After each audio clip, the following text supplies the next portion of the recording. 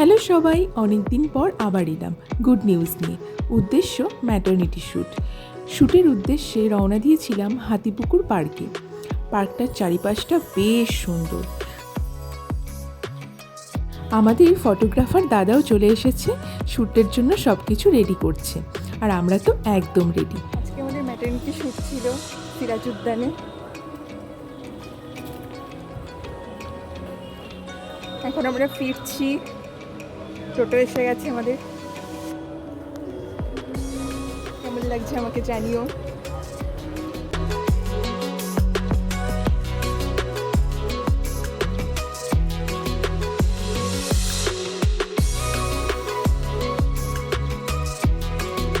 Maternity shoot শেষ করে দিনের শেষে বাড়ির দিকে রওনা দিলাম।